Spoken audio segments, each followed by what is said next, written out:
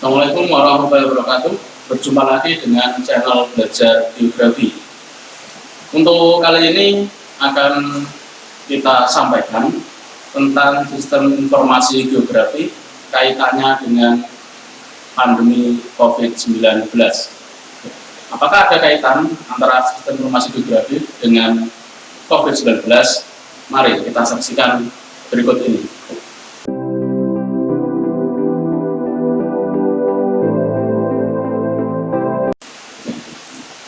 Baik, anak-anak, sebelum kita pelajari kaitan SIG atau Sistem Informasi Geografi dengan COVID-19, kita perlu ulas lagi atau review lagi apa itu SIG seperti yang sudah kalian pelajari di buku paket ataupun di modul.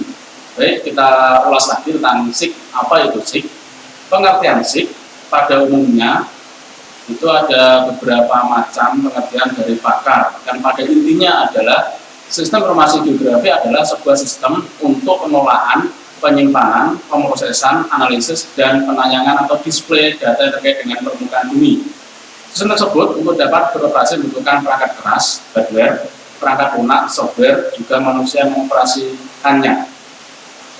Secara rinci, SIG dapat beroperasi menggunakan komponen-komponen sebagai berikut: orang, yaitu yang menjalankan sistem, dan ini adalah orang yang ahli, tidak sembarang orang, karena menjalankan aplikasi-aplikasi yang khusus untuk sistem informasi geografi. Terus yang kedua ada aplikasi. Aplikasi di sini adalah aplikasi untuk mengolah data. Ini aplikasi-aplikasi SIG, diantaranya adalah aplikasi ArcView, ArcGIS, dan MapInfo, dan aplikasi-aplikasi yang lain. Ini khusus untuk pengoperasian sistem informasi geografi. Dan untuk selanjutnya yang dibutuhkan adalah data. Data adalah informasi yang dibutuhkan dan diolah dalam aplikasi. Data ini bisa berupa data spasial, berupa data atribut. Data spasial misalnya adalah berupa luasan. Data atribut misalnya kalau terkait dengan pandemi COVID, ya data terkait dengan berapa orang yang suspek, berapa orang yang konfirmasi positif, berapa orang yang meninggal, ataupun berapa jumlah orang yang sembuh. Itu merupakan data atribut. Terus selanjutnya adalah software. Software adalah perangkat lunak SIG. Terus ada hardware, ini adalah perangkat keras yang dibutuhkan untuk menjalankan sistem. Misalnya adalah sebuah CPU, monitor, keyboard, scanner, dan lain sebagainya. Ini adalah komponen-komponen yang dibutuhkan untuk mengoperasikan sistem informasi geografi. Nah, sumber data sistem ini adalah alurnya. Yang pertama adalah ada input data. Yang kedua adalah data spasial. Misalnya terkait dengan COVID, berarti kalau COVID di Indonesia kita butuhkan data spasial Indonesia. Kalau di Jawa Timur kita butuhkan peta Jawa Timur. Kalau di Tuban kita butuhkan peta Tuban, itu data spasial, dan data atribut berupa tabular atau raster. Terus selanjutnya adalah proses data. Ini diolah dan dianalisa menggunakan software SIG. Terus selanjutnya dari software setelah diolah nanti ada outputnya, bisa berupa tabel, bisa berupa grafik, bisa berupa peta, atau nanti digabung semuanya dari peta itu. Nanti ketika diklik di salah satu titik itu muncul informasi grafik tentang kondisi COVID saat ini. Terus selanjutnya, nah, bagaimana kaitan SIG dengan COVID-19? Mari kita saksikan. Mungkin saya mengambil data di webnya Satgas COVID-19. Itu ada peta sebarannya. Nah, ini misalnya, nah ini saya ambil data dari, atau saya buka webnya Satgas COVID. Nah, ini contohnya aplikasi hasil dari aplikasi SIG.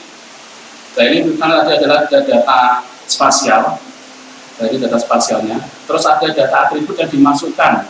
Nah, untuk memperoleh data seperti ini ada prosesnya yang diolah di aplikasi SIG. Prosesnya cukup panjang, kita langsung lihat di hasilnya. Ini ada data spasial dimasukkan, ada data atribut di sini ada nama kota, dan karena khusus untuk COVID ini yang dimasukkan adalah data-data. Coba kita klik di sini misalnya. Ini untuk Jawa Timur, berarti data atributnya adalah jenis kelamin. Laki-laki adalah 27.076 jiwa, perempuan 28.770 jiwa. Ini untuk kasus yang terkonfirmasi positif COVID. Jumlah kasusnya adalah 67.662 jiwa. Terus ada 1.816 tidak ada data jenis kelamin untuk kelompok usia ini 0 sampai 5, 8 sampai 2 sampai dengan lebih dari 60 tahun ada 7.000 sekian jiwa. Nah, ini adalah data atribut yang dimasukkan ke dalam aplikasi SIG. Ini untuk Surabaya, untuk Jawa Timur. Bisa nanti untuk Jawa Tengah misalnya. Dan untuk Jawa Tengah jumlah terkonfirmasi ada 45.740 jenis kelamin laki-laki 20.000 sekian, perempuan 20.000 sekian. Ini adalah data atributnya. Ini adalah salah satu contoh hasil dari output dari SIG. Nah, ini kalau ini juga ada data-data atribut. Tadi adalah sebaran kasus per provinsi. Nah, ini ada kita masukkan data rawan tingkat kecamatan. Nah, ini pun ada data atribut yang dimasukkan. Tingkat kecamatannya kita lihat. Ini adalah sebaran. Terus selanjutnya kita juga bisa lihat sebaran rumah sakit.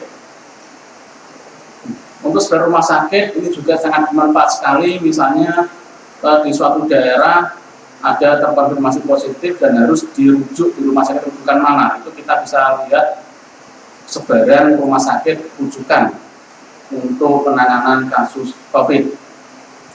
Terus selanjutnya ada sebaran laboratorium. Nah, ini juga data yang dimasukkan, data atribut yang dimasukkan di aplikasi SIG.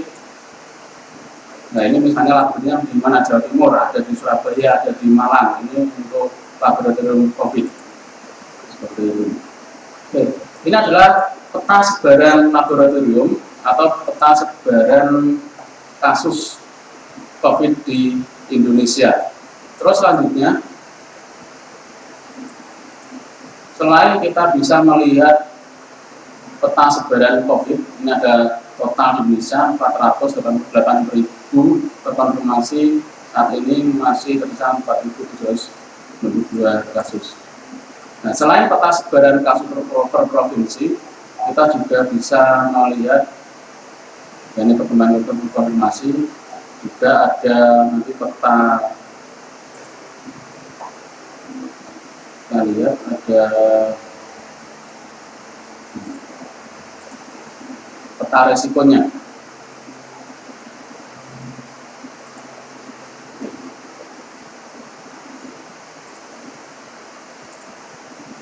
Untuk peta resiko, masih loading.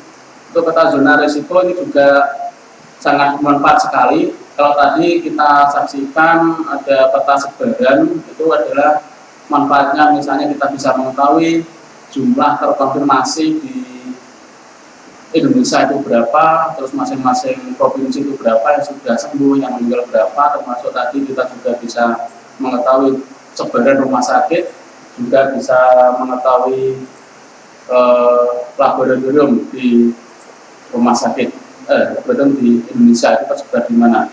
Ini ada sedikit kendala di jaringan terkait dengan peta, ini sudah muncul. Nah, ini peta zonasi risiko. Nah, ini kalian lihat ada beberapa warna, misalnya ada merah, ada oranye, ada kuning.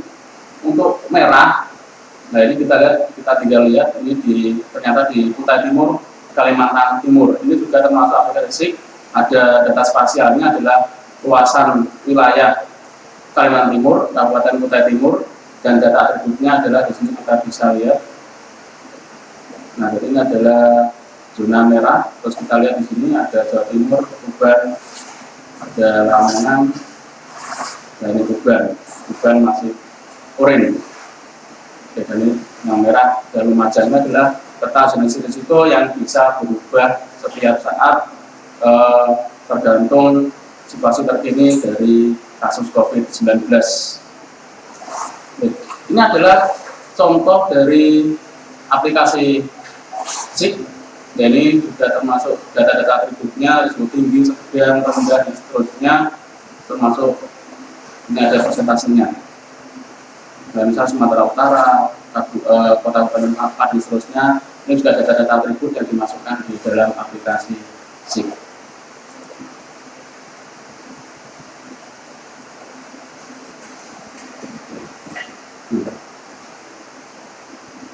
Itu adalah contoh dari aplikasi SIG, sehingga sangat berkaitan sekali antara SIG dengan COVID. SIG sangat membantu, sangat bermanfaat terkait dengan penanganan COVID-19 yang ada di Indonesia maupun yang ada di dunia, karena berperan untuk menghimpun data dan dimasukkan ke dalam aplikasi SIG sehingga bisa diakses oleh siapapun yang ingin mengetahui perkembangan terkini terkait dengan kasus COVID-19. Dan kita lihat ada, kita simpulkan manfaatnya. Yang kita tampilkan PowerPoint lagi, saya cari di PowerPoint lagi.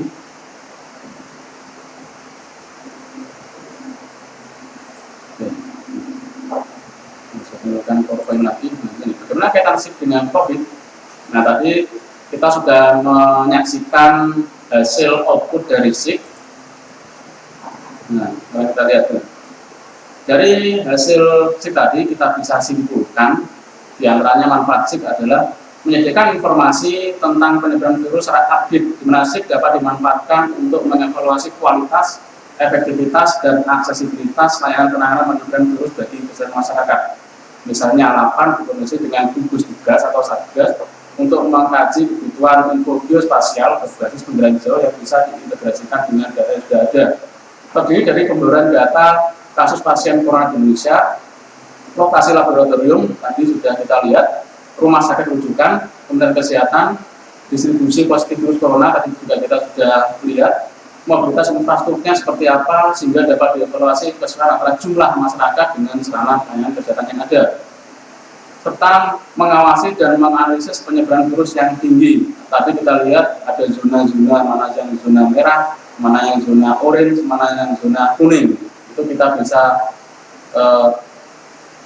aplikasikan di SIG, sehingga SIG mampu mengidentifikasi kemana kemungkinan penyakit selanjutnya akan menyebar, sehingga suatu wilayah dapat bersiap dan mengurangi risiko berdampak penyakit tersebut. Seperti tadi misalnya tuban kok merah, berarti apa yang harus dilakukan? Misalnya dengan menerapkan jam malam, dan alhamdulillah sekarang sudah masuk zona orange dan semoga akan segera kuning dan kalau bisa sampai ke zona hijau. Terus selanjutnya menginvestigasi masalah serta risiko penyebaran virus yang tanggap berat di masyarakat, di mana SIG dapat digunakan untuk memberikan data mengenai penyebaran limbah perusahaan yang berdampak pada jumlah terpapar COVID-19 di masyarakat. Selain itu, SIG juga dapat digunakan untuk menyajikan data polusi udara, data penguraian cahaya, dan penyebarannya.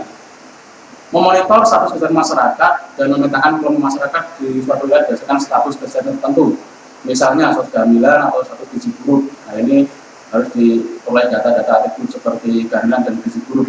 Dengan SIG, peta status kesehatan dapat digunakan untuk perencanaan program penanganan cepat bagi penanggulangan kesehatan yang dibutuhkan masyarakat wilayah tersebut. Membantu menanggulangi terpapar virus dengan membantu masyarakat pada masa pemulihan pasca selesainya musibah penyebaran virus, misalnya mengidentifikasi populasi rentan pasca penyebaran virus. Dan SIG juga bermanfaat menyediakan informasi tentang aksesibilitas dan dampak sosial dan ekonomi, di mana menggambarkan dampak akibat penyebaran virus pada daerah dengan model klaster untuk penanganan sosial dan ekonomi suatu wilayah.